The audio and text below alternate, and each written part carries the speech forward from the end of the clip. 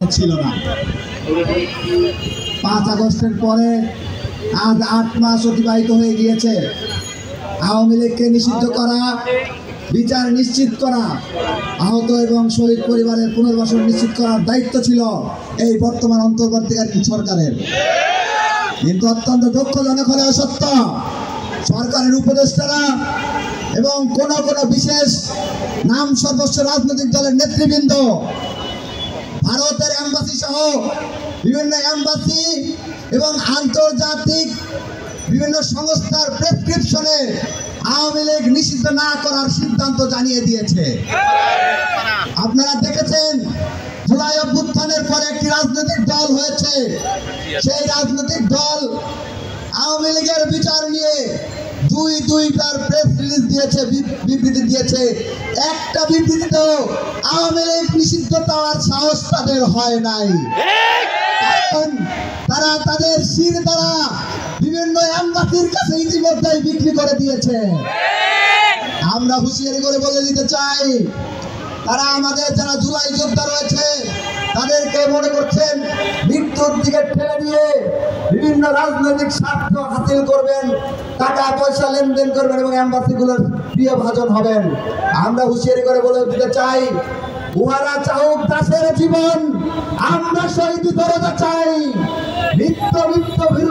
আমরা মৃত্যু কোথায় খুঁজে বেড়াই।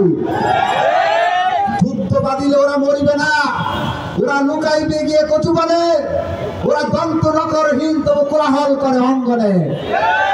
আজকে 8 মাস পরেও যখন উপদেষ্টার পক্ষ থেকে স্পষ্ট জানিয়ে দেওয়া হয়েছে আওয়ামী লীগ নিষিদ্ধের কোনো পরিকল্পনা এই সরকারের নাই, তখন আমাদের বাধ্য হয়ে আন্দোলনে নেমে আসতে হয়েছে। যখন কোন উপদেষ্টা বলেন আওয়ামী লীগ নিষিদ্ধে বিভিন্ন এম্বাসি এবং সংস্থার অনুমতি লাগবে, তখন আমাদের অন্তত ভিতরে ব্যথা লাগে। আমাদের মনে হয় যে এই সরকারের ঘুড়িটা ইন্টারিমের মধ্যে ঘুরলেও নাটাইটা বিদেশের কোন এম্বাসি থেকে পরিচালিত হচ্ছে। এই ধরনের বিদেশি প্রেসক্রিপশন যারা বাস্তবায়ন করতে চাচ্ছেন, যারা বিদেশি বীজ পাসপোর্ট বাংলাদেশের প্রতিষ্ঠা করতে চাচ্ছেন, আবু সাইদ মুগ্ধের উত্তর শরীরা সেটা সফল হতে দেবে না, দেবে না, দেবে না।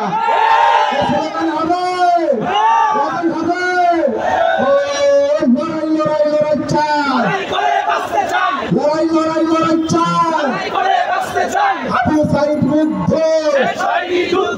আবু সাইদ মুগ্ধ, ওয়াসিম মুগ্ধ, গরিমসি বন্ধ কর, আওয়ামী লীগ নিষিদ্ধ কর। আওয়ামী লীগ নিষিদ্ধ না করে, শাহবাগের বিচার না করে, শাপলা গণহত্যার বিচার না করে, পিলখানা হত্যাকাণ্ডের বিচার না করে, 26শে মার্চে মোদী বিরোধী আন্দোলনে গণহত্যা চালিয়েছে সেটির বিচার না করে, 28 ফেব্রুয়ারি চালানো গণহত্যার বিচার না করে আমরা রাজপথ ছাড়ছি না, ছাড়ছি না, ছাড়ছি না। লড়াই হবে। শুধু গভর্নমেন্টকে একটা বার্তা দিয়ে শেষ করতে চাই, আমরা চলি সমুখ পানে, কে আমাদের রুখবে? রইল যারা এম্বাসির টানে, কাঁদবে তারা, কাঁদবে। ইনকলাব জিন্দাবাদ, বাংলাদেশ চিরজীবী হোক, আজাদী জিন্দাবাদ। সবাইকে ধন্যবাদ।